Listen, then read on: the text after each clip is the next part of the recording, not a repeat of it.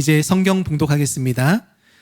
출애굽기 15장 22절에서 26절 말씀인데요. 우리 한 목소리로 읽겠습니다. 시작.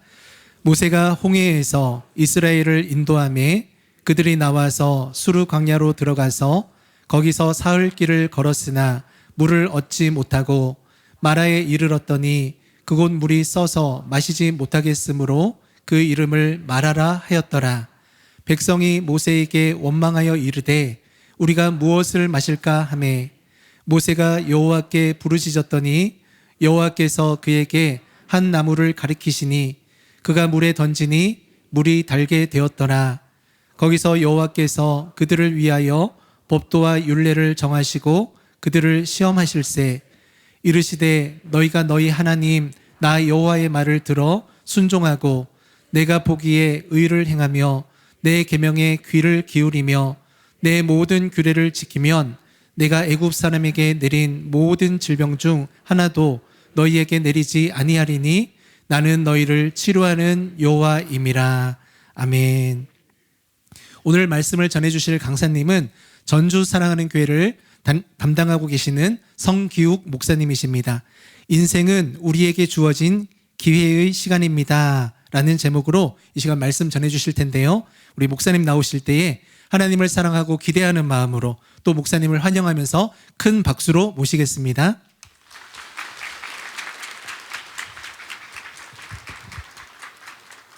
네, 반갑습니다. 이 시간에 본문 말씀을 가지고요. 인생은 우리에게 주어진 기회의 시간입니다 라는 제목으로 같이 말씀 나누기를 원합니다. 사람들은 우리의 인생을 가리켜서 종종 광야와 같다 말하기도 합니다. 이는 우리의 인생의 여정이 결코 순탄하지만은 않다는 것을 말해주는 것이지요. 우리의 인생이 험난한 광야와 같은 인생이라는 것입니다. 우리 믿음의 조상인 야곱도 자신의 인생에 대해서 이와 같이 말했습니다. 창세기 47장 9절에 보니까요. 야곱이 바로에게 아뢰되 내 나그네 길의 세월이 130년이니이다. 내 나이가 얼마 못 되니 우리 조상의 나그네 길에 연조에 미치지 못하나 험악한 세월을 보내었나이다. 야곱의 인생이 유독 험난한 인생이긴 했지만 야곱만이 아니라 모든 사람들이 각기 다 험난한 인생을 걸어가게 되지요. 얼마 전에 이제 초등학교 6학년이 된 저의 첫째 딸이 혼잣말을 하는 것을 제 아내가 옆에서 들었는데 이렇게 말했다고 하더라고요. 이 세상 살기 참 힘들다. 학교에서 친구들과 관계에서 뭔가 어려움이 있었던 것 같습니다. 아직 초딩이지만 자기 나름대로의 힘든 인생길을 걸어가고 있는 거예요. 전주에서도 설교 시간에 자기 얘기하지 말라고 그렇게 몇 번을 당부했는데 전교인 앞에서 얘기하게 됐네. 미안하다. 근데 제 딸만 세상 살기 힘든 것이 아니라 모든 사람들이 각기 자기만의 힘든 인생길을 걸어가고 있습니다. 그래서일까요? 고대 로마의 철학자였던 세네카는 인생은 험난한 항해다라고 말하였습니다. 짧지만 힘든 우리의 인생을 함축적으로 잘 표현해주는 말인 것 같습니다. 그런데 구원받은 신자들인 저와 여러분에게는 더 그렇습니다.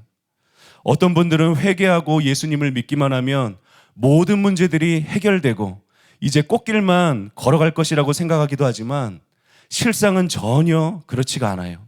오히려 그 반대입니다. 세상이 점점 악해져 가고 있어요. 그냥 살아도 힘든 인생길인데 이 악한 세상에서 믿음을 지키면서 살아간다는 것은 당연히 더 힘들 수밖에 없는 것입니다. 그래서 우리 주님은 구원받은 신자들이 걸어가야 하는 길을 좁은 문, 좁은 길이라고 말씀하셨어요. 정말로 쉽지 않다는 것입니다. 최종적인 구원을 얻기 위해서 끝까지 좁은 문, 좁은 길을 걸어가는 길은 결코 쉽지 않다는 거예요. 예전에 한 신실한 집사님이 저에게 찾아오셔서 이런 질문을 하셨습니다.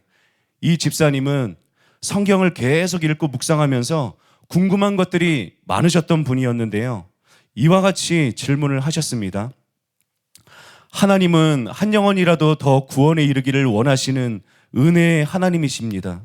그리고 또한 사람들의 현재와 미래를 다 아시는 전지하신 예지예정의 하나님이십니다. 그리고 한 번 구원은 영원한 구원이 아니기에 신자는 현재 구원받은 상태에 있을지라도 이후에 얼마든지 그 구원을 잃어버리게 될 수 있습니다. 그러면 정말 구원받은 신자가 이후에 구원을 잃어버리게 될 것을 하나님이 이미 알고 계셨다면 그 영혼이 지옥에서 영원히 고통받지 않도록 구원받은 상태에 있을 때 차라리 질병이나 사고로 빨리 데려가시는 게 더 좋을 것 같은데 왜 사랑의 하나님께서 그렇게 하시지 않으실까요? 그러면 구원받은 신자가 구원을 잃어버리는 일이 생기지 않게 될 텐데 말입니다. 이렇게 물어보셨습니다. 네, 여러분 중에도 이런 궁금증을 가졌던 분들이 계실 수도 있을 것 같습니다. 저와 여러분이 다 아시는 것처럼 한 번 구원은 영원한 구원이 아니기 때문입니다. 그리고 구원받은 이후에도 얼마든지 다시 구원을 잃어버릴 수 있기 때문이에요.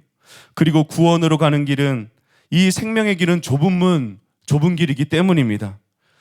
은혜로 우리가 구원을 받았지만 끝까지 구원을 이루는 일은 결코 쉽지 않습니다. 그 길이 좁고 협착하기 때문에, 그 길이 힘들고 어렵기 때문에 그 길로 가는 자가 적다. 우리 주님도 말씀하셨습니다.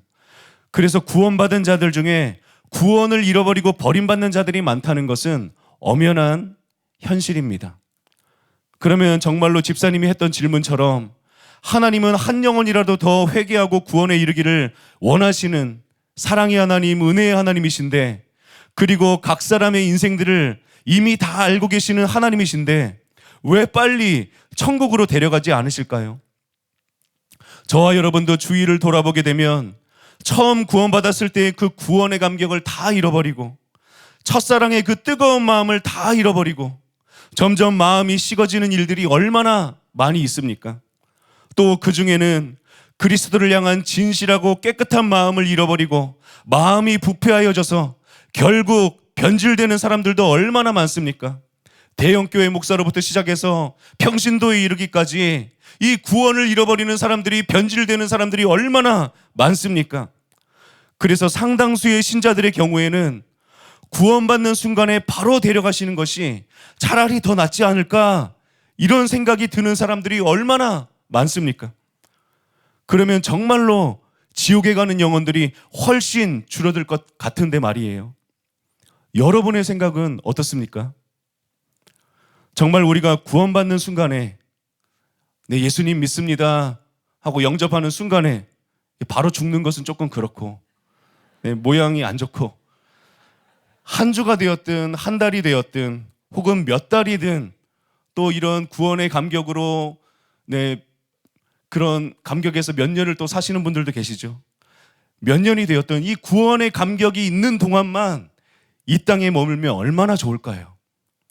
새들이 노래하고 나무들이 춤을 추고 나는 주님을 찬양하고 그렇게 예배하면서 살다가 바로 천국으로 올라가면 얼마나 좋을까요?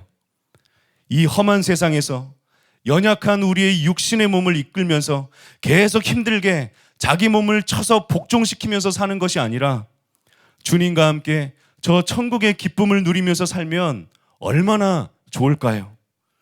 그러나 이것은 어디까지나 망고 제 생각이고요. 하나님은 구원받은 이후에도 저와 여러분들이 이 험한 광야와 같은 세상을 살도록 허락하셨습니다. 왜일까요? 성경에서 오늘 본문인 출애굽기를 읽다 보면요, 이 질문과 비슷한 질문을 하게 됩니다. 하나님께서 이스라엘 백성들을 애굽에서 건지시고 홍해를 건너게 하신 것은 궁극적으로 최종적인 목적지인 가나안 땅으로 인도하기 위해서였어요. 사실 애굽에서 가나안 땅까지의 거리는 실제로 2주 정도면은 갈 수 있는 거리라고 합니다. 그런데 하나님은 왜 최종 목적지인 가나안 땅으로 바로 인도하시는 것이 아니라 왜 그들을 혹독한 환경의 그 광야로 인도하셨는가? 바로 이러한 질문이 생기는 거예요. 같은 맥락의 질문이지요. 왜냐하면 출애굽의 여정은 우리의 구원의 여정을 예표하고 있기 때문입니다. 하나님은 결코 아무 이유 없이 그냥 광야로 가서 그냥 견고생하도록 그렇게 하시는 분이 아니십니다. 다 이유와 뜻이 있으시기 때문이지요. 그러면 하나님께서 우리에게 왜 광야와 같은 인생을 허락하시는가? 그 이유가 무엇인지 오늘 본문을 통해서 우리가 같이 알아보기를 원합니다. 첫 번째로 같이 따라하시면 감사하겠습니다. 자신의 연약함을 깊이 깨닫고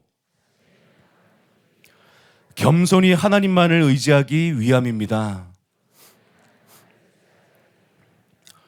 네, 오늘 본문은 이스라엘 백성들이 홍해를 건넌 후에 모세가 그들을 광야로 인도하는 것으로 시작하고 있습니다. 그런데 광야로 들어가는 그 시작부터 하나님께서는 그들을 극한의 상황으로 몰아가시는 것을 보게 됩니다. 한번 출애굽기 15장 22절 23절 우리 같이 한번 읽어보겠습니다. 시작.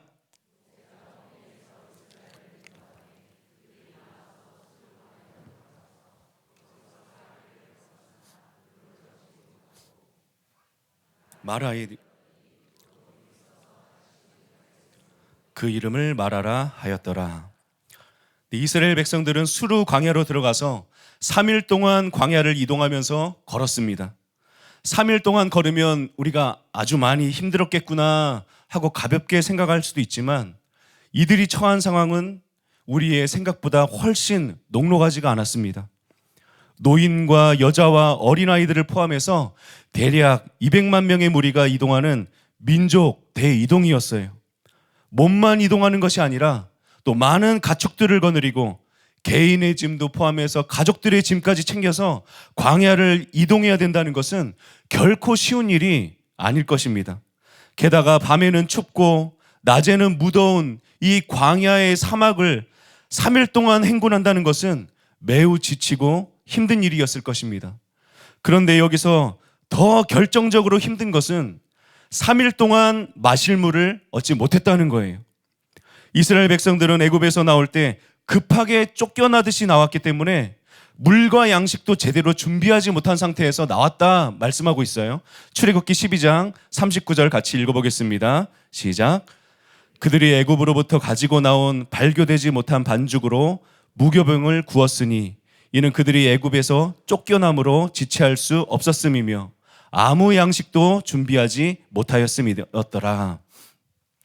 이처럼 급하게 나오느라 발효가 안 된 이 떡반죽 외에는 아무 양식도 제대로 챙기지 못했습니다.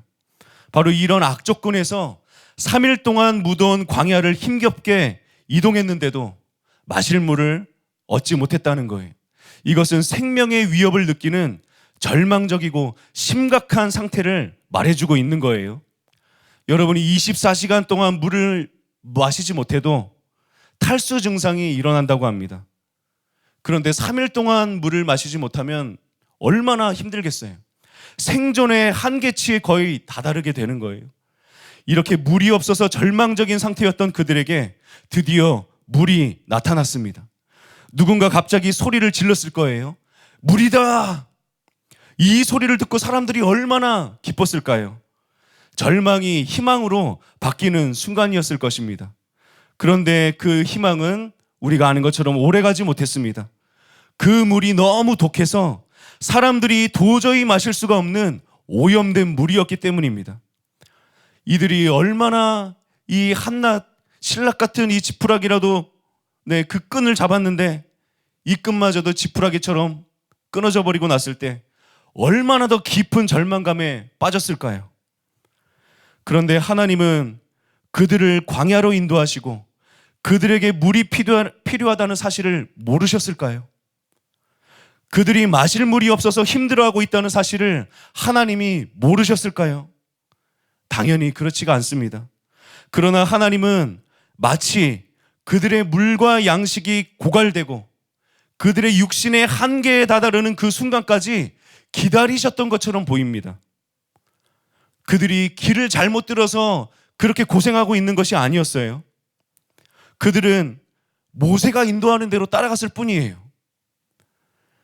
그런데 왜 하나님은 기다리셨을까요? 광야라는 곳은 아무것도 없는 황량한 곳이에요.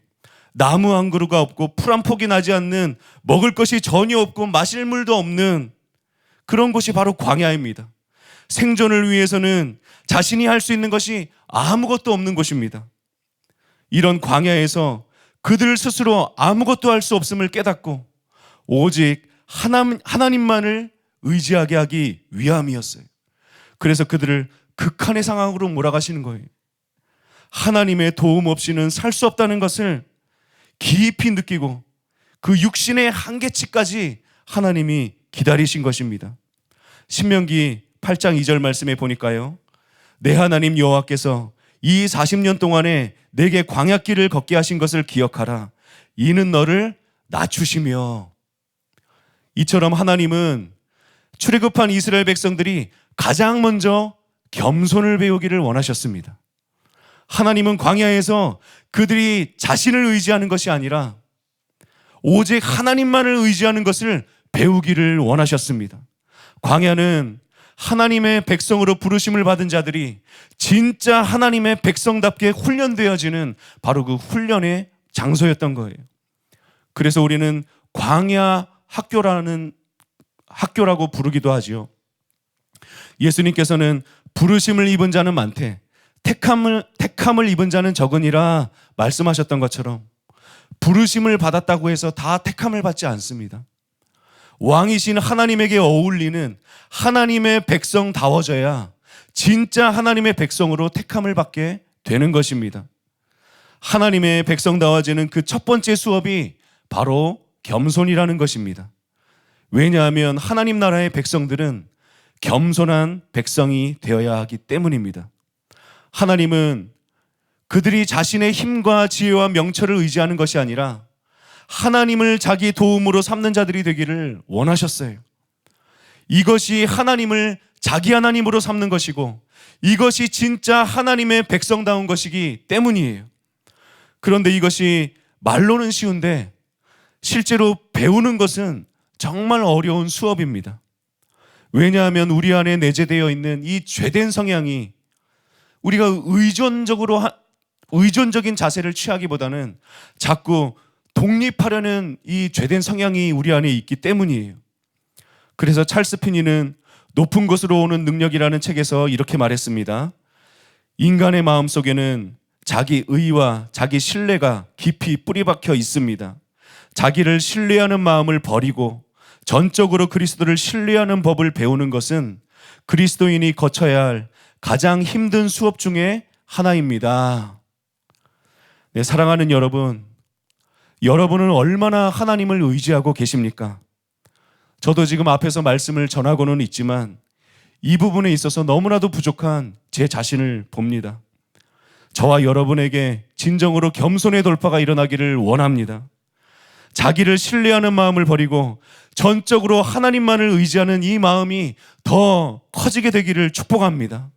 하나님께서 저와 여러분을 광야와 같은 이 세상에 두신 것은 다른 것이 아니에요. 우리의 마음을 낮추시기 위함입니다. 겸손하게 하기 위함입니다. 우리의 인생이 광야와도 같지만 우리의 인생의 여정에서 유독 더 광야와 같이 더 느껴지는 그런 순간들도 있습니다.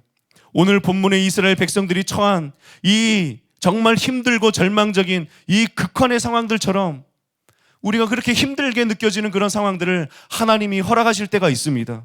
왜 그렇죠? 우리의 마음을 더 낮추기 위함입니다. 전심으로 하나님만을 의지하게 하기 위함인 것입니다. 그런데 이것이 진짜 복입니다. 하나님은 사람을 보실 때 다른 것을 보지 않기 때문입니다. 심령이 가난한 것이 진짜 복인 것처럼, 팔복의 첫 번째 복인 것처럼 진짜 은혜 중의 은혜가 바로 전심으로 하나님을 찾는 것입니다.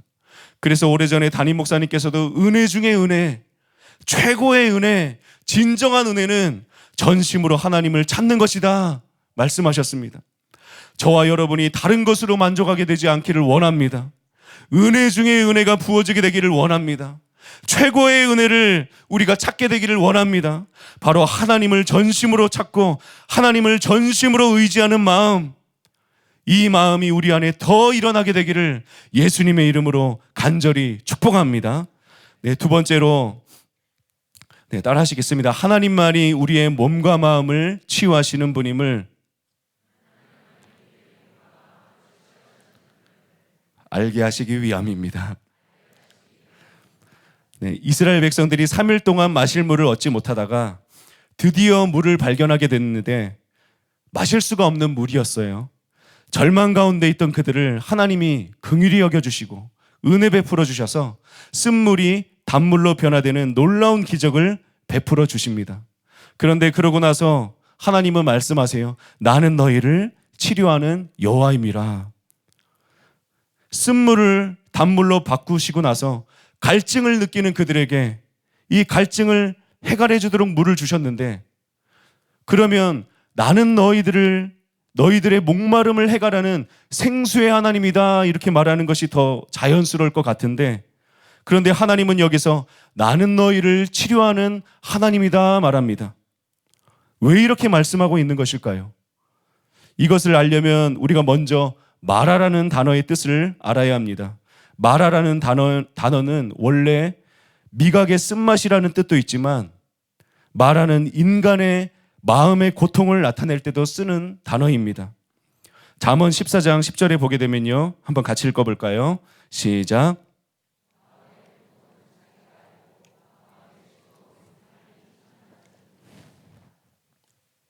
네, 여기서 마음의 고통이 원어로 보면 마라입니다.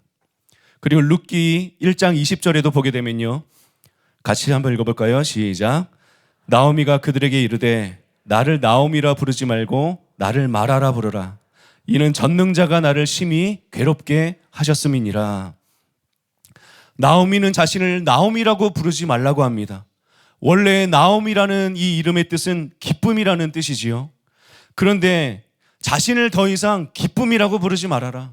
나를 더 이상 나오미라고 말하지 말고 마라라고 부르라. 이렇게 말하는 것은요, 지금 나오미의 심령이 더 이상 기쁨이라고 말할 수가 없는 상태라는 거예요.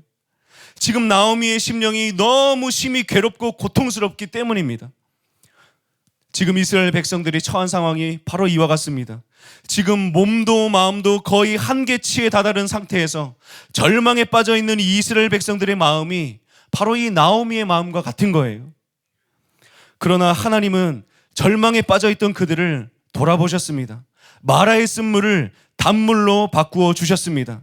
하나님은 이 기적을 통해서 하나님이 그들의 마음과 고통과 괴로움의 문제를 해결하고 치유하는 분이심을 알기를 원하셨기 때문입니다. 이 시대에 마음의 병으로 고통받는 분들이 참으로 많습니다. 우울증, 강박증, 공황장애, 또 불안장애, 대인공포증, 조현병, 불면증 등등등 마음의 문제로 고통받는 분들이 정말 많은 것 같습니다. 우리의 몸은 찢어지거나 상처가 나게 되면 바로 알게 되죠. 그래서 병원에 가서 치료받습니다.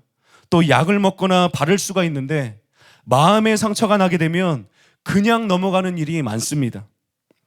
그렇게 어렸을 때부터 부모님으로부터 받았던 상처가 치유되지 않고, 또 친구들로 받았던 상처, 또 주위 사람들로부터 받았던 관계 속에서 받은 상처들이 치유되지 않고 계속 덧나고 또 쌓이고 쌓이다가 결국 마음의 병이 되는 경우가 많습니다.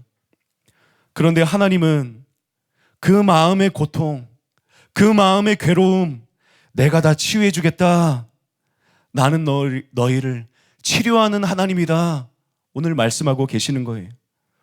단지 우리 육신의 갈증만을 해결해 주시고 갈증만 해소해 주시고 나는 너희를 치료하는 하나님이다 말씀하시는 것이 아니라는 거예요.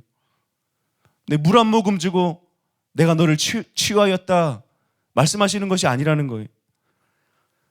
바로 너의 그 내면의 쓴물, 너의 마음의 괴로움, 상처로 인한 너의 마음의 그 쓴뿌리, 이것들을 내가 다 치유해 주겠다. 나는 너를 치유하는 하나님이다 말씀하시는 것입니다. 여러분 모두 가수 윤복희 권사님을 아실 것입니다.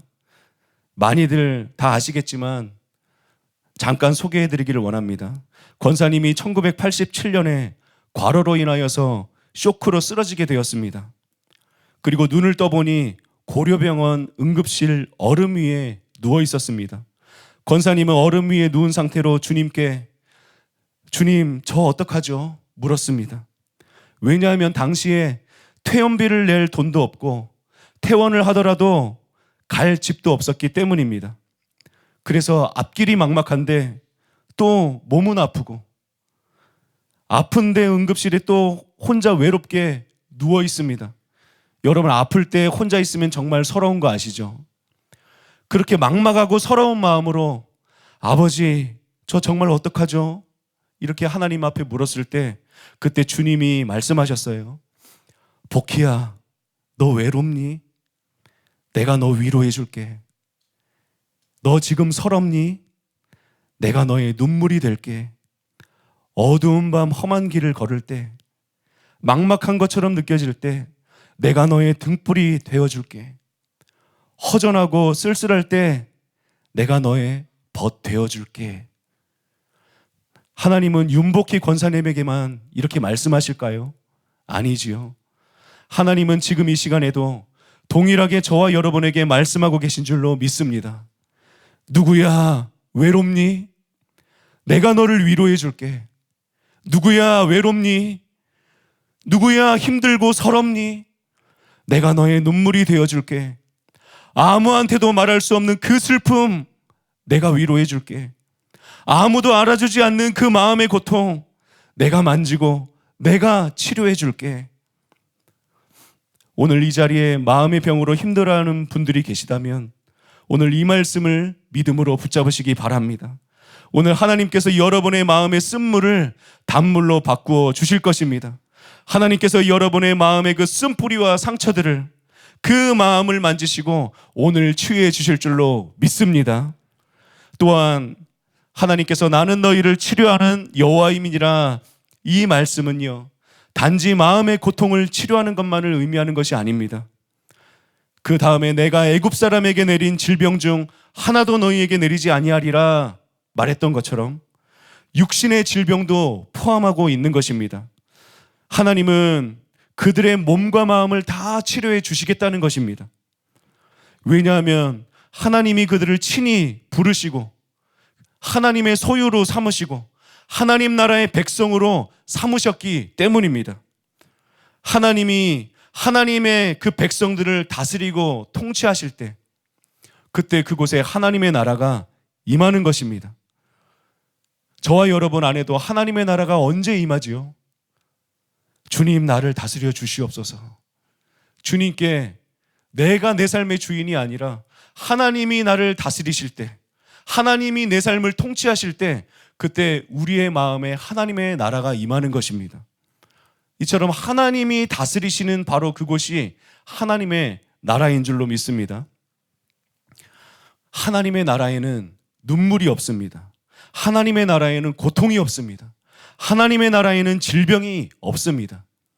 그래서 하나님은 치유를 통해서 하나님이 다스리시는, 하나님이 통치하시는 이 하나님의 나라가 어떤 모습인지 이 하나님의 백성들에게 보여주시기 원하신 것입니다. 우리 주 예수님도 이 땅에 오셔서 하나님의 나라를 선포하셨지요. 회개하라, 하나님의 나라가 가까이 왔다. 천국 복음을 가르치셨고요. 그리고 말로만 하나님의 나라를 선포하고 가르치시는 것이 아니라 치유와 축사를 통해서 하나님의 나라를 가시적으로 사람들에게 보여주셨습니다. 그래서 우리 주님은 말합니다. 마태복음 12장 28절에 보게 되면 내가 하나님의 성령을 힘입어 귀신을 쫓아내는 것이면 하나님의 나라가 이미 너희에게 임하였느니라 말씀하셨습니다. 또한 제자들을 둘씩 보내시면서 하나님의 나라를 선포하고 병자를 치유하라고 하시면서 파송하셨어요. 그래서 마가복음 10장 8절 9절 한번 같이 읽어보겠습니다. 시작.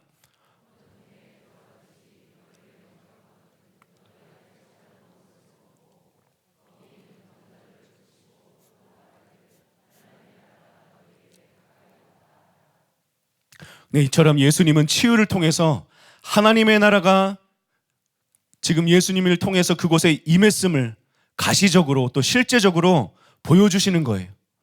치유로 하나님의 나라를 시위한다, 학자들은 이렇게 표현을 하더라고요. 요한일서에 보게 되면 하나님의 아들이 나타나신 것은 마귀의 일을 멸하려 하심이라 말합니다. 예수님이 이 땅에 오신 것은 마귀를 멸하려는 것이 아니라 마귀의 일을 멸하려 하심이라 말합니다. 마귀를 멸하게 된다면 일이 좀 문제가 커집니다. 왜냐하면 마귀에게 속한 자들, 죄 아래에 있는 자들까지 같이 다 멸해야 되기 때문이에요. 마귀를 따랐던 천사들도 같이 다 지옥에 넣는 것처럼 마귀에게 속한 그 죄 아래에 있는 사람들까지도 다 같이 지옥으로 가야 되기 때문이에요. 그래서 마귀를 멸하려는 것이 아니라 아직 마귀가 없어지지 않았습니다. 마귀의 일을 멸하시려 오셨다고 말합니다. 마귀의 일이 뭐죠? 죄짓게 하는 것입니다. 그래서 예수님은 죄의 문제를 해결하시려고 오신 것입니다. 죄의 문제, 바로 죄에서 우리를 자유케 하시는 것입니다. 이 죄의 문제, 이 죄의 형벌, 영원한 사망에서 우리를 건지시기 위해서, 그리고 또 한 가지 이 죄의 결과, 죄의 저주로 말미암아 우리 가운데 이 죄의 저주로 인한 고통과 질병, 이것까지 다 해결해 주시기 위함입니다. 그래서 하나님의 나라가 임하게 될 때 질병이 사라지는 거예요. 하나님의 나라가 임하게 될 때 눈물과 고통이 사라지게 되는 거예요. 그래서 예수님은 치유를 통하여서 성령을 힘입어서 귀신을 쫓아내는 것이면 하나님의 나라가 임한 것이다 말하는 거예요. 하나님의 나라가 임하면 마귀가 떠나갑니다. 귀신이 떠나갑니다. 질병이 떠나갑니다. 그래서 구약에서 하나님이 치유를 통하여서 하나님이 다스리시는 그 나라를 보여주셨던 것처럼 신약에서도 동일하게 예수님은 치유를 통해서 하나님의 나라를 실제적으로 보여주고 계시는 것입니다. 그리고 이는 오늘날에도 마찬가지예요. 오늘날에도 하나님은 성령으로 말미암아 치유를 행하는 것을 통하여서 하나님의 나라를 실제적으로 보여주기를 원하십니다. 하나님의 사람들을 통하여서 천국 복음을 전파하게 하시고, 또 하나님의 사람들을 통하여서 이 치유가 일어나는 것을 통하여서, 믿는 자들을 통하여서 일어나는 이 치유를 통하여서 하나님의 나라를 이 땅에서도 나타내기를 원하시는 것입니다. 하나님은 하늘에서만 하나님의 나라가 임하는 것이 아니라 믿는 자들을 통해서 이 땅에도 하나님의 나라가 이루어지는 것, 이 땅에도 하나님의 뜻이 이루어지는 것을 원하시기 때문입니다. 감사하게도 우리 사랑하는 교회에서 이 일이 계속 일어나고 있습니다. 우리 사랑하는 교회에서 계속해서 놀라운 치유가 일어나고 있는 것은 이곳에 하나님의 나라가 임했기 때문인 줄 믿으시기 바랍니다. 주님이 가르쳐 주신 기도처럼 오늘도 이곳에 아버지의 나라가 임하시고 뜻이 하늘에서 이루어진 것처럼 오늘 이곳에서 아버지의 뜻이 이루어지게 될 줄로 믿습니다. 그래서 저와 여러분이 치유를 통해서 하나님의 나라를 누리게 될 줄로 믿습니다. 아버지의 그 나라를 우리가 더 경험하게 될 줄로 믿습니다. 네, 세 번째로 마지막입니다. 같이 따라하시겠습니다. 하나님을 경외하는 거룩한 백성으로 연단하시기 위함입니다. 한 나라가 존재하려면 국민과 영토와 주권이 있어야 됩니다. 사회 시간에 배운 거 다 기억하시죠? 국가의 3요소입니다. 하나님의 나라의 주권자는 하나님이십니다. 그리고 그 영토는 하나님이 예비하신 젖과 꿀이 흐르는 땅이고요. 이스라엘 백성들에게는 가나안 땅이고 우리에게는 천국이지요. 그리고 그 국민은 지금 오늘 본문에서는 이스라엘 백성입니다. 그리고 오늘날에는 저와 여러분이죠. 그런데 왕권은 준비되어 있습니다. 주권은 준비되어 있고 영토는 완벽하게 준비되어 있는데 백성들은 아직 이 하나님의 백성에 적합하지 않았던 거예요. 그래서 하나님의 은혜로 애굽의 압제에서 건지심은 받았지만 그들의 사고방식은, 또 그들의 생활 습관은 여전히 이전과 다를 바가 없었습니다. 그래서 하나님은 그 백성들을 다루시려고 하시는 거예요. 출애굽기 15장 25절 말씀에 보면요, 거기서 여호와께서 그들을 위하여 법도와 율례를 정하시고 그들을 시험하실세 말합니다. 여기서 시험하실세, 여기서 사용된 단어는요, 원래 의미가 어떤 사람이나 물건의 수준과 질을 역경이나 고난을 통해서 시험한다라는 뜻을 가지고 있습니다. 이는 광야 생활을 통해서 이스라엘 백성을 하나님 나라에 어울리는 백성으로 만드시기 위한다는 거예요. 그래서 연단하신다는 것으로 우리가 이해할 수가 있습니다. 즉 광야는 하나님 나라에 합당한 백성이 되도록 하나님이 마련하신 훈련의 장소인 것입니다. 그리고 이 시험을 하려면 우리가 시험을 볼 때 다 기준이 있어야 되죠. 시험을 볼 때 시험 범위가 있어야 됩니다.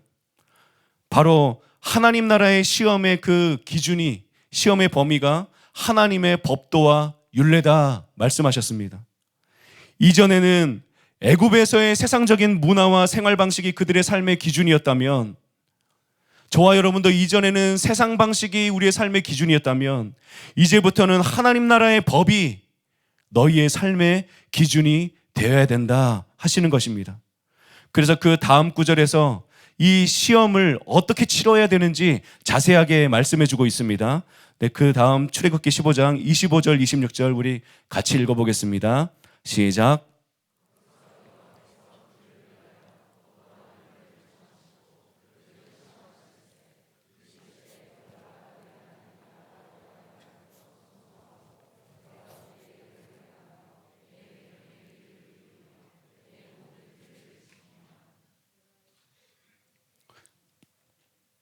네, 여기까지군요.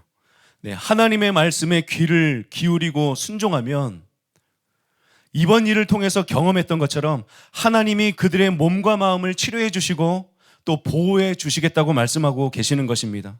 반대로 하나님의 말씀과 계명을 순종하지 않으면 하나님은 질병으로부터 보호해 주시지도 않으시고 또 치료해 주시지도 않으신다는 것입니다. 그러므로 하나님이 다스리시고 보호하시는 하나님의 백성이 되려면 하나님의 말씀에 순종해야 된다는 거예요. 하나님의 법에 순종하고 지켜야 된다는 것입니다. 그런데 여기서 단순하게 하나님의 말씀에 순종해야 된다 말씀하시지 않으시고요, 같은 말을 두 번이나 반복해서 강조하면서 사용하는 것을 우리가 볼 수 있습니다. 네, 26절인데요. 한번 같이 보겠습니다. 여기서 나 여호와의 말을 들어, 이거는 내 계명에 귀를 기울이며 하고 똑같은 말이고요. 그 다음에 순종하고는 뒤에 내 모든 규례를 지키면 하고 똑같은 말이지요. 왜 이것을 두 번이나 반복해서 말씀하실까요? 하나님의 말씀을 잘 들어야 하나님의 말씀에도 순종할 수 있기 때문입니다. 그래서 우리 주님도 말씀을 들을 때 너희가 어떻게 들을까 스스로 삼가라 말씀하셨던 것입니다.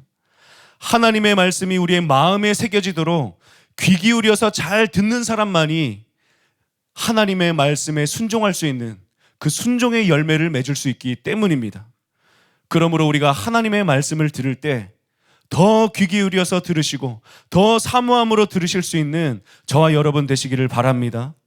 네, 심리학에서 경청은 존중의 언어이다 라는 말이 있습니다.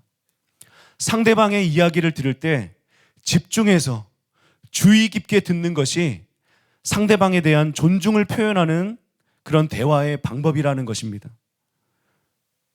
그런데 하나님은요, 저와 여러분에게 존중받기를 원하십니다. 사무엘상 2장 30절에서 하나님은 이렇게 말씀하십니다. 나를 존중히 여기는 자를 내가 존중히 여기고 나를 멸시하는 자를 내가 경멸하리라. 어떤 사람이 하나님을 존중히 여기는 자일까요? 하나님의 말씀에 귀를 기울이고 주의 깊게 겸손한 마음으로 듣는 사람입니다. 반대로 어떤 사람이 하나님을 멸시하는 사람일까요? 하나님의 말씀에 귀를 기울이지 않고 가볍게 듣는 사람입니다. 하나님은 다른 그 어떤 것보다 하나님의 말씀에 청종하는 것을 더 기뻐하신다고 말씀하셨습니다. 사무엘상 15장 22절 같이 읽겠습니다. 시작. 사무엘이 이르되 여호와께서 번제와 다른 제사를 그의 목소리를 청종하는 것을 좋아하심같이 좋아하시겠나이까? 순종이 제사보다 낫고 듣는 것이 순양의 기름보다 나으니. 이사야 50장 10절에도 이렇게 말씀합니다. 너희 중에 여호와를 경외하며 그의 종의 목소리를 청종하는 자가 누구냐? 저도 부족하지만 10년 넘게 목회를 하면서 부정할 수 없는 사실이 있는데요. 말씀을 듣는 청중에 따라서 기름 부음이 달라진다는 것입니다. 물론 저의 영적인 상태도 영향을 당연히 미치지만요. 저는 너무나도 부족한 자이지만 그럼에도 불구하고 저를 귀하게 여겨주시고 또 사모함으로 말씀을 들어주시는 곳에서는 더 기름 부음이 풀어진다는 것입니다. 이는 비록 저뿐만 아니라 누구나 다 마찬가지지요. 똑같은 설교를 하더라도 듣는 청중에 따라서 말씀이 풀어지는 것이 다르고 은혜가 역사하는 것이 다릅니다. 그런데 이것은 치유에 있어서도 마찬가지입니다. 저희 전주지교에 한 권사님이 계시는데요. 이 권사님은 종종 저에게 전화를 해서 치유 기도를 부탁하십니다. 그리고 며칠이 지나고 나면 다시 전화해서 목사님 치유됐습니다. 감사합니다. 하고 또 전화를 주십니다. 저는 아무것도 아니고 목사로서도 너무나도 항상 부족하다고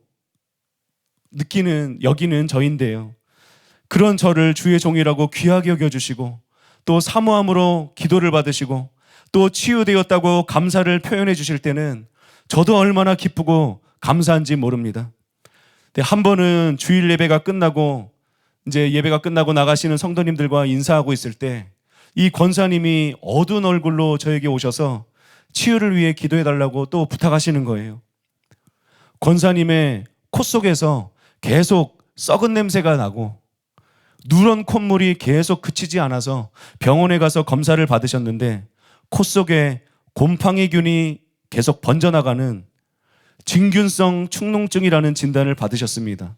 이 진균성 축농증은 축농증 중에서도 치명적인 질환인데 방치할 경우에는 이 곰팡이가 눈이나 귀로 번질 수 있는 위험한 질환입니다. 그래서 의사로부터 이 축농증은 약물로는 치료가 불가능하고 수술을 받으셔야 한다는 이 말을 들으시고 무거운 마음으로 치유 기도를 받으러 오신 거예요. 이제 연세도 있으시기 때문에 수술 받는 것이 쉽지 않은 일이잖아요. 그래서 치유로 기도받고 치유가 되면 좋겠습니다 하고 오신 거예요. 그래서 그 자리에서 치유 기도로 섬겨드렸습니다. 그리고 며칠 후에 다시 권사님에게서 전화가 왔습니다. 운전 중에 저는 전화를 받았는데요. 코 속에서 나던 악취가 사라지고 또 콧물이 계속 나던 증상이 없어져서 그래서 병원에 가서 다시 검사를 받으셨는데 코 속에 그 곰팡이균이 완전히 사라진 것입니다. 그래서 수술을 받지 않아도 된다는 결과를 받게 되신 것입니다. 그래서 권사님은 기쁨으로 한껏 들뜨셔서 하나님 감사합니다. 하나님 감사합니다. 또 목사님 기도해 주셔서 감사합니다. 할렐루야 계속 연신 고백하시는 거예요. 그래서 저도 같이 기뻐하면서 하나님께 감사와 찬양을 올려드렸습니다. 치유하신 주님을 찬양합니다. 네, 저는 지금 제가 기도해 드렸기 때문에 치유되었다는 것을 말씀드리려는 것이 아닙니다. 저는 너무나도 부족한 자입니다. 그런데 권사님이 이 부족한 주의 종을 존중하고 또 사모하는 그 마음이 저는 그 치유의 은혜를 끌어당겼다고 믿습니다. 이처럼 주의 종들을 존중하고 사모하는 자들에게 치유의 능력이 더 역사한다는 것을 여러분 믿으시기 바랍니다. 오늘도 또 많은 목회자분들이 또 치유사역자분들이 여러분들을 위해서 기도하고 치유사역으로 섬겨줄 것입니다. 여러분 사역자들을 존중하시기 바랍니다. 그것이 치유가 우리 안에 더 급속도로 일어나는 치유의 비결이신 것을 여러분 믿으시기 바랍니다. 제가 정말 말씀을 드리고 싶은 것은요, 아무것도 아닌 저를 존중히 여겨도 이런 치유의 은혜가 임한다면 만물을 창조하시고 다스리시는 전능하신 그 하나님을 우리가 진정으로 존중히 여길 때, 그 하나님을 우리가 경외하게 될 때 얼마나 큰 은혜가 우리에게 부어지게 될 것인가. 말라기서 3장 16절 17절에서는 이렇게 말씀하고 있습니다. 우리 한번 같이 읽어보겠습니다. 시작. 그때 여호와를 경외하는 자들이 피차에 말하매 여호와께서 그것을 분명히 들으시고 여호와를 경외하는 자와 그 이름을 존중히 여기는 자를 위하여 여호와 앞에 있는 기념책에 기록하셨느니라. 만군의 여호와가 이르노라. 나는 내가 정한 날에 그들을 나의 특별한 소유로 삼을 것이요 또 사람이 자기를 섬기는 아들을 아낌같이 내가 그들을 아끼리니. 네, 이와 같이 하나님은 하나님을 경외하는 자, 또 하나님을 존중히 여기는 자를 특별한 소유로 삼으십니다. 아들처럼 아끼신다고 말씀하고 있습니다. 여기서 특별한 소유라는 말은요, 보석, 보물이라는 의미를 가지고 있습니다. 하나님을 귀히 여기는 자는 하나님이 그를 보석과 같이, 보물과 같이 특별히 아끼신다는 거예요. 하나님은 자신을 존중히 여기는 자에게 부모가 아들에게 좋은 것을 아끼지 않는 것처럼 은혜를 아끼지 않고 베풀어 주신다는 것입니다. 하나님이 이처럼 소중히 여기고 아끼는 자들에게 치유의 은혜를 안 베풀어 주실까요? 그래서 하나님은 몇 구절 뒤에서 이렇게 말씀하십니다. 말라기 4장 2절 같이 읽겠습니다. 시작. 내 이름을 경외하는 너희에게는 공의로운 해가 떠올라서 치료하는 광선을 비추리니 너희가 나가서 외양간에서 나온 송아지같이 뛰리라. 네, 이처럼 하나님을 경외하는 자들에게는요, 치유의 은혜도 임합니다. 하나님이 귀하게 여기실 뿐만 아니라, 보석같이 귀하게 여기실 뿐만 아니라, 은혜를 아낌없이 부어주실 뿐만 아니라 치유의 은혜도 세트로 따라오게 된다는 것입니다. 그러므로 저와 여러분이 하나님을 더 경외하는 자들이 되기를 축복합니다. 광야와 같은 인생길에서 하나님을 경외하는 법을 우리가 더 배우게 되기를 원합니다. 그래서 지금은 우리가 원석과 같을지라도 점점 빛나는 보석으로 다듬어져 가기를 예수님의 이름으로 축복합니다. 하나님의 눈에 빛나는 보석과 같은 그런 별과 같은 자들이 되기를 예수님의 이름으로 축복합니다. 네, 결론을 말씀드리겠습니다. 저와 여러분에게 있어서 가장 중요한 것은 영혼 구원이지요. 받은 구원을 잃어버리지 않고 끝까지 구원을 이루는 것보다 더 중요한 것은 없습니다. 그러나 하나님의 목적은 단지 저와 여러분이 구원받는 것이 아닙니다. 오해하지 마시기 바랍니다. 하나님이 우리가 구원받는 것을 중요하지 않게 여기신다는 것이 아니라 구원받는 것을 포함해서 더 큰 계획과 목적을 가지고 계신다는 것입니다. 그것은 바로 거룩한 하나님의 백성을 만드시는 것입니다. 그래서 이에 대해서 담임 목사님은 다이아몬드와 같은 진리라는 책에서 이렇게 말씀하셨습니다. 언약은 단지 약속이 아닙니다. 옛 언약이든 새 언약이든 언약의 목적은 하나님의 백성을 만드는 것입니다. 하나님의 백성을 세우는 것입니다.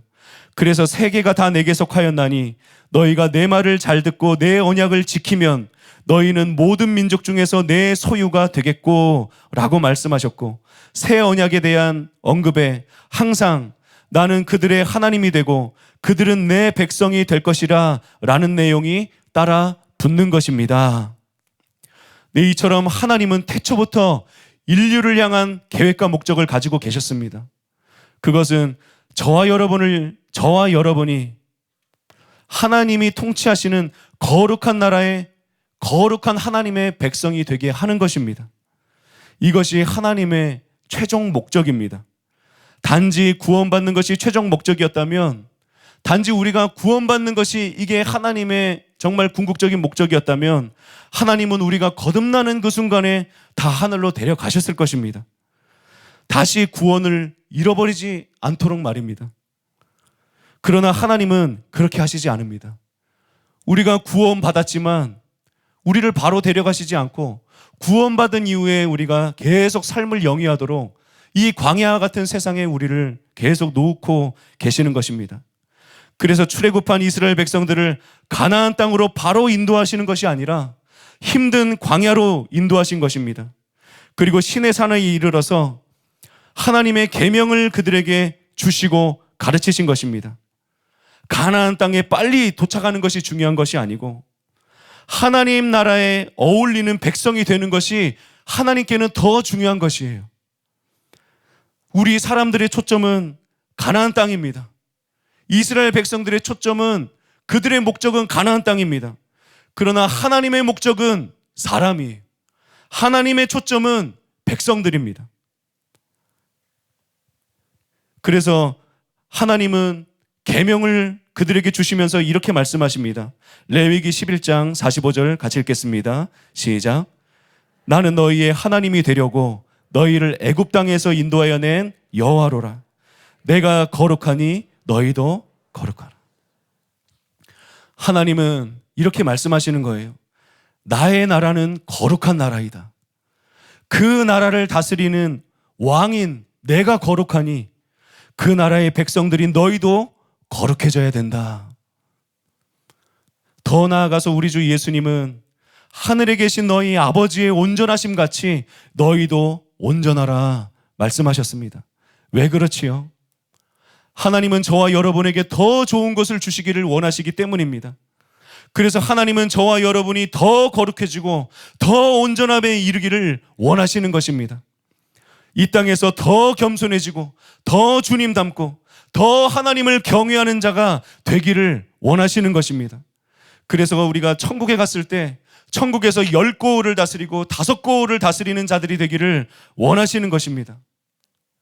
그런데 만약에 처음 말씀드렸던 것처럼 우리가 성화될 기회가 없이 우리가 구원받은 후에 얼마 되지 않아서 다 천국으로 바로 데려감을 받게 된다면 아마도 그냥 상상인데요. 천국의 마을이 썰렁할 것입니다. 천국의 마을들이 휑할 것입니다. 천국에 집 없는 사람들이 가득할 것이기 때문이에요. 그래서 천국의 보좌에서 우리 주님이 그분의 백성들을 보시려고 마을로 내려오셔도 사람들이 별로 보이지가 않는 거예요. 그래서 천사들에게 사람들이 다 어디 있느냐? 천사들이 네 주님 저기 꽃밭으로 한번 가보십시오. 그래서 천국의 꽃밭에만 사람들이 우글우글 하는 거예요. 마치 서울역 앞처럼 천국의 노숙자들로 가득한 거예요. 꽃밭인데 어쩌면 꽃을 보기가 힘들 수도 있어요. 물론 우리가 지옥에 가지 않은 것만으로도 감사한 일이지만 이것이 하나님이 그리고 하나님이 계획하셨던 태초부터 하나님이 목적하셨던 그 하나님 나라의 모습은 아닐 것입니다.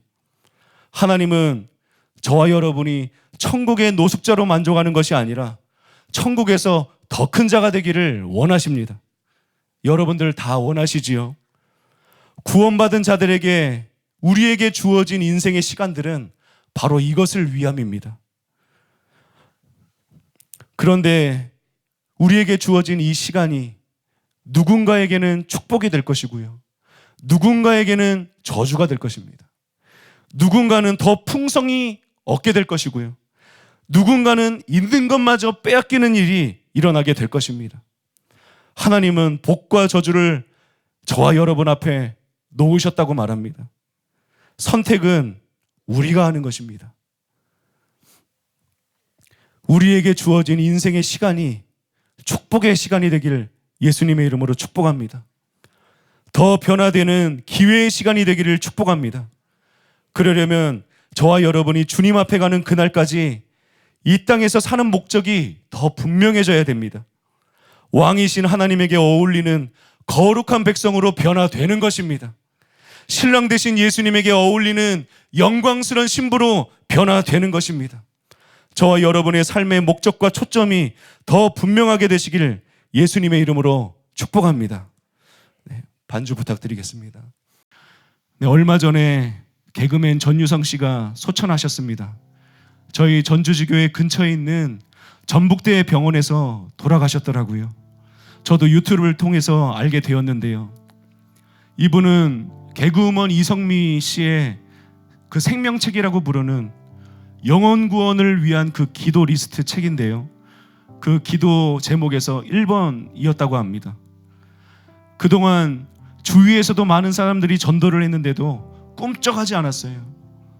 하루에 책을 2권이나 읽을 정도로 그렇게 똑똑하고 지식적이었습니다. 철학을 많이 공부했습니다.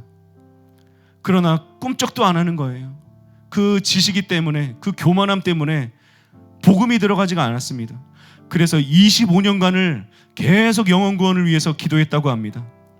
그런데 얼마 전에 폐기흉으로 증세가 악화되면서 병원에서 산소호흡기를 의지해서 그 산소호흡기를 의지해서 숨을 쉴 정도로 몸이 약해지신 것입니다. 감사하게도 몸이 약해져서인지 마음이 가난하게 되었습니다. 그래서 예수님을 믿고 영접하게 되는 은혜가 있었습니다. 숨이 가쁜 상태에서도 성경책을 민수기 15장까지 읽었다고 합니다. 그 개그우먼 조혜련 씨와 통화하면서 내가 성경책을 읽었는데 박미선이 한 달 전에 내게 성경책을 주어서 내가 계속 성경책을 읽었는데 이제 눈이 안 보고 숨이 가빠져서 이제 내가 더 이상 읽을 수가 없다. 그래서 조혜련이 오디오 성경책을 주어서 그 오디오 성경으로 계속 말씀을 들었다고 합니다. 그 이튿날에 배우 홍진이와 또 친한 작가분이 병실을 찾아갔습니다. 그때 전유성 씨가 진이야 내가 기도 좀 해주면 안 될까 하더랍니다. 그래서 네 오빠 기도하세요. 하나님 우리 딸들을 잘 부탁드립니다. 하나님의 존재를 왜 이제야 알게 되었는지 너무 후회가 됩니다. 기도를 이어가지 못하다가 진이야 내가 하나님을 너무 늦게 만났다. 내가 이제야 이분을 알게 되고 내가 이제야 이 믿음을 가지게 됐다. 너무 안타깝다. 시간이 없다. 왜 이제야 알게 되었을까? 후회와 탄식의 고백을 하셨다고 합니다. 평생을 하나님을 거부하며 살다가 인생 끝무렵에서야 하나님을 알게 된 것이 뼈저리게 후회가 되는 것입니다.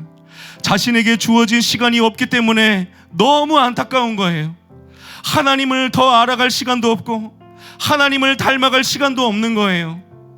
저와 여러분에게 주어진 이 시간이 정말 귀하고 귀하다는 것을 여러분 믿으시기 바랍니다. 하나님을 더 알아갈 수 있는 시간이 있다는 것에 감사하시기 바랍니다. 하나님을 닮아가고 하나님의 백성으로 변화될 수 있는 시간이 있다는 것에 감사하시기 바랍니다. 인생은 저와 여러분에게 주어진 기회의 시간입니다. 이 귀한 시간을 절대로 헛되이 보내지 마시기 바랍니다. 전유성 씨의 이 절절한 고백을 들을 때 여러분 안에도 안타까운 마음이 올라오지 않으시나요?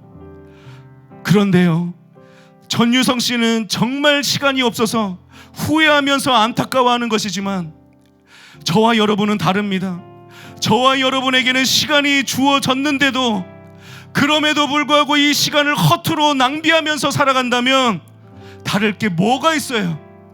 다를 게 하나도 없는 거예요. 안타깝기는 똑같다는 것입니다. 그래서 이 시간에 우리가 하나님의 은혜를 구하며 기도하기를 원합니다. 하나님, 나는 나에게 주어진 이 인생의 시간들을 무엇을 위해서 살아가고 있습니까? 주여, 나에게 주어진 이 인생을 나는 어떻게 살아가고 있습니까? 내게 주어진 이 인생의 시간들이 나에게 저주가 되지 않기를 원합니다.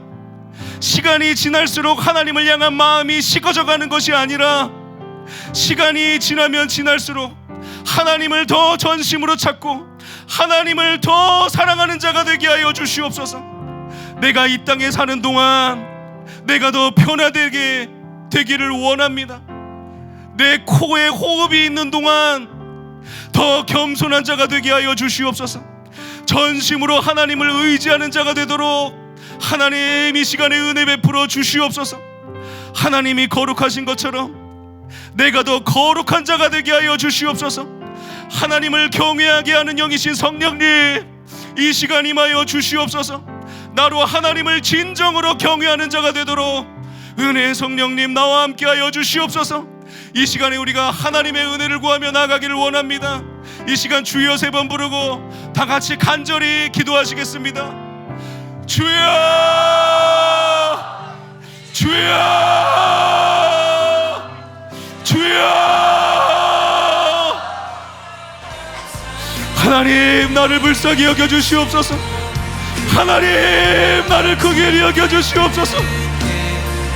하나님, 우리가 구원받은 후에 우리에게 주어진 이 인생의 시간들, 이 시간이 나에게 저주가 되지 않기를 원합니다.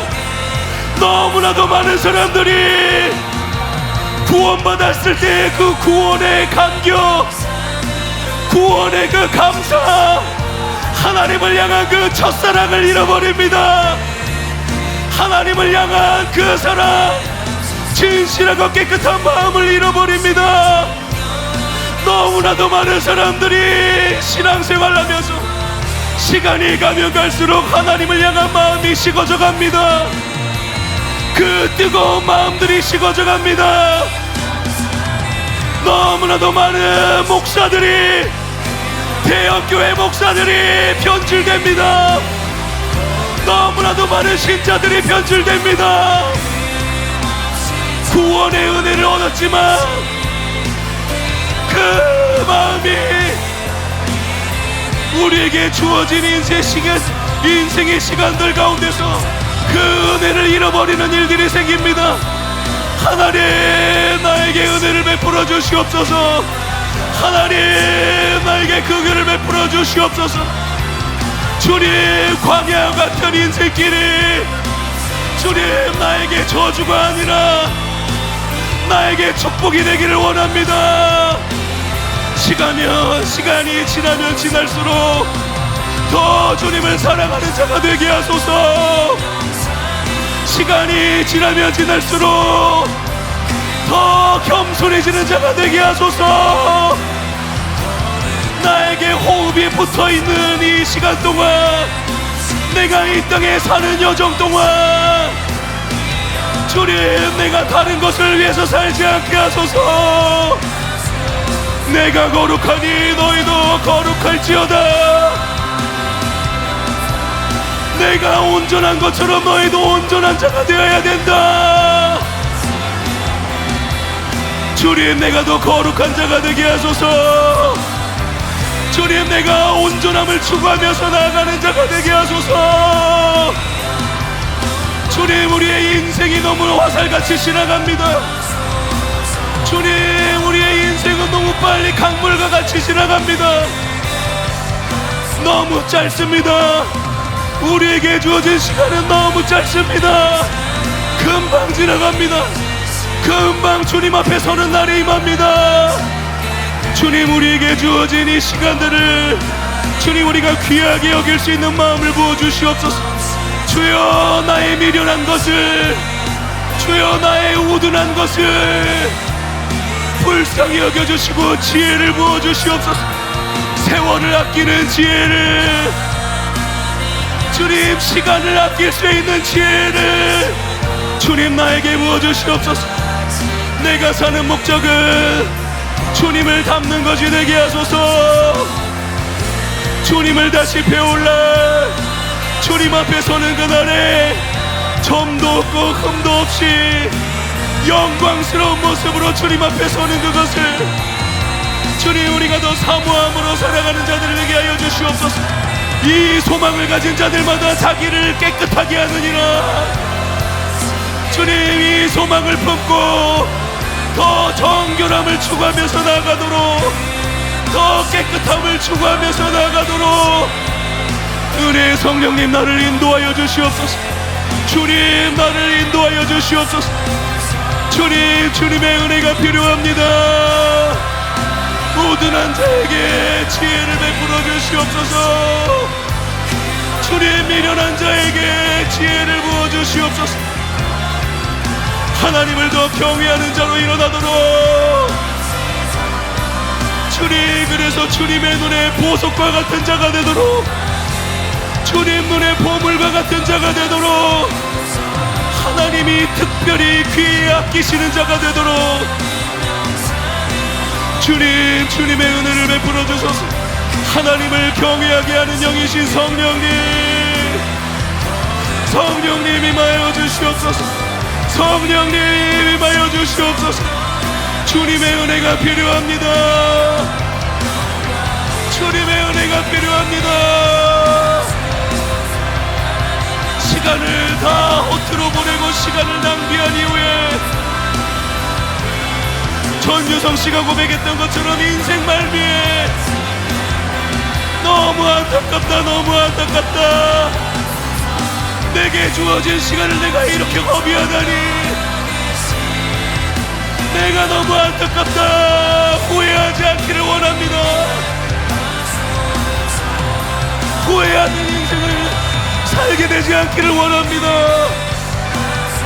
주님, 오늘 주어진 우리의 하루하루의 시간들 주님께 더 가까이 나아가는 시간 되게 하소서. 주님을 더 닮아가는 시간들이 되게 하소서.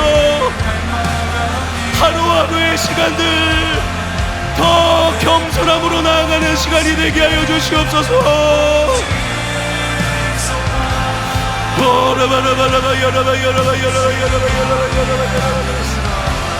주님,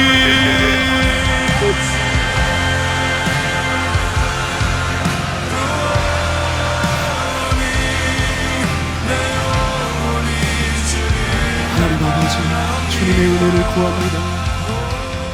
주님, 너무나도 미련합니다. 너무나도 우둔합니다.